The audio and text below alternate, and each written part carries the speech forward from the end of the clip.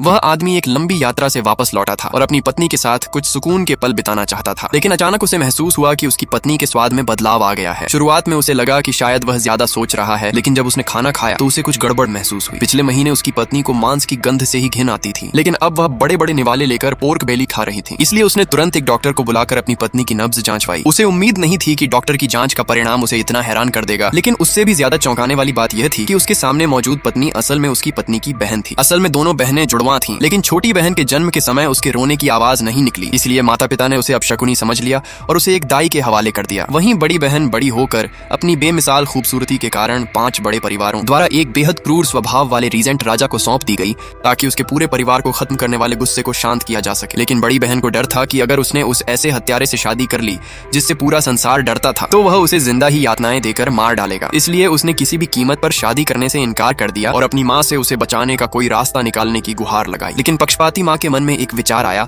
और उसने अपनी जुड़वां छोटी बेटी को बड़ी बहन की जगह शादी करके भेज दिया। हालांकि बड़ी बहन की जगह शादी करके गई छोटी बहन को राजा ने न तो परेशान किया और न ही उसके साथ कोई दुर्व्यवहार किया। इसके बजाय उसने उसे अपनी हथेली पर रख कर रखा और बेहद प्यार दिया। 3 वर्षों तक मिले इस अत्यधिक प्रेम ने बड़ी बहन के मन में ईर्ष्या पैदा कर दी। उसने मान लिया कि राजा के क्रूर और खून के प्यासे होने की सारी बातें सिर्फ अफवाह थीं। इसलिए जब राजा युद्ध के लिए बाहर गया, तब माँ ने पहले बीमार होने का बहाना बनाकर अपनी बेटी को मायके बुला लिया। इसके बाद उसने एक प्याला जहरीली शराब देकर अपनी बेटी की हत्या कर दी। फिर महिला के शव को घर के पीछे आंगन में लगे नाशपाती के पेड़ के नीचे दफना दिया। इस तरह बड़ी बहन ने छोटी बहन की पहचान अपने नाम कर ली और वापस राजा के महल में लौट आई। उसे लगा कि इस तरह वह बिना किसी को पता चले हमेशा के लिए अपनी बहन बन जाएगी। लेकिन उसे यह नहीं पता था कि छोटी बहन की मृत्यु के बाद भी उसकी बची हुई आत्मा वहां से गई नहीं थी। वह चुपचाप अपनी चालाक बहन को खुद अपने जाल में फंसते हुए देख रही थी। उसे लगा कि उसने सब कुछ छिपा लिया है।